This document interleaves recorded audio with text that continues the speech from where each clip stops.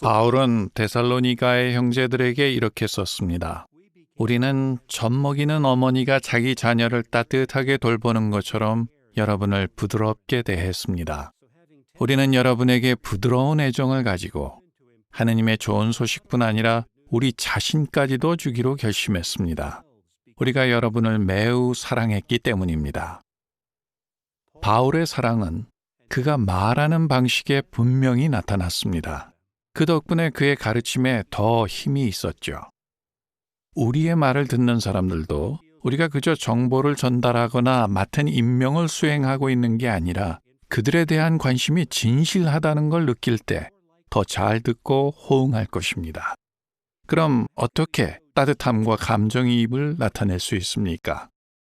듣는 사람을 생각해야 합니다.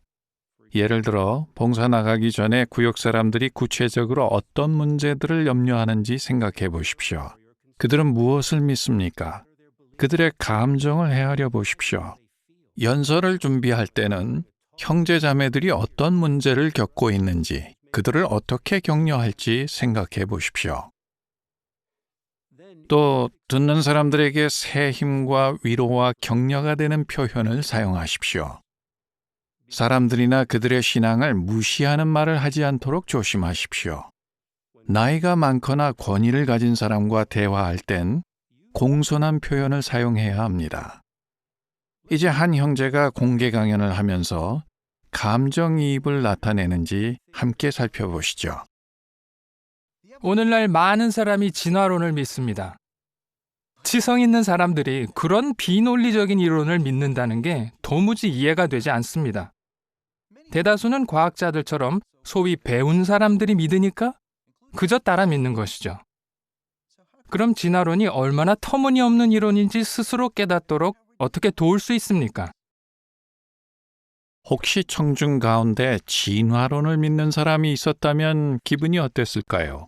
이번에는 연사가 어떻게 좀 더 감정이입을 나타내는지 보시겠습니다.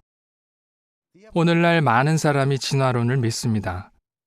사람들은 왜 진화론을 믿습니까? 어쩌면 학교에서 배운 진화론 외에는 이치적으로 들리는 다른 설명을 듣지 못해서일 수 있죠. 사람들이 이 문제를 직접 고려해 보도록 어떻게 도울 수 있을까요? 이번엔 진화론을 믿는 사람들을 무시하는 듯 말하지 않았죠. 또한 생각해 볼 만한 질문을 통해 청중의 관심을 불러일으켰습니다. 따뜻함과 감정이입을 또 어떻게 나타낼 수 있을까요? 말하는 내용만 아니라 말하는 방식, 즉 어조를 통해서죠. 따뜻한 어조와 그에 걸맞는 몸짓과 표정을 통해 진실한 관심을 표현할 수 있습니다. 이제 봉사를 하는 자매를 보면서 그가 말하는 방식에 집주인에 대한 관심이 나타나는지 살펴보시죠. 지금은 얘기할 상황이 아니에요. 어머니가 돌아가셔서 오후에 장례식 문제를 의논하러 가봐야 돼요. 네, 사랑하는 가족을 잃으면 정말 슬프죠. 저희 어머니도 몇 해 전에 돌아가셨는데 그때 성경 말씀이 정말 큰 위로가 됐어요. 자매가 말한 내용엔 문제가 없었지만 말할 때 따뜻함과 감정이입이 부족했습니다. 다시 기회를 줘볼까요? 네, 사랑하는 가족을 잃으면 정말 슬프죠. 저희 어머니도 몇 해 전에 돌아가셨는데 그때 성경 말씀이 정말 큰 위로가 됐어요. 여기에 그런 말씀이 나오는데 다음에 잠깐 이 내용을 함께 살펴보면 좋겠네요. 자매가 말한 내용은 전혀 달라지지 않았습니다. 하지만 이번엔 느낌을 담아 말했기 때문에 호소력이 있었습니다. 진실한 감정을 담아 말하면 듣는 사람이 우리의 관심을 느낄 수 있죠. 하지만 감정을 과장하거나 억지로 표현하지 마십시오. 성구를 낭독할 때도 내용에 맞게 감정을 표현하되 자신에게 지나치게 주의가 돌아가지 않게 조심해야 합니다.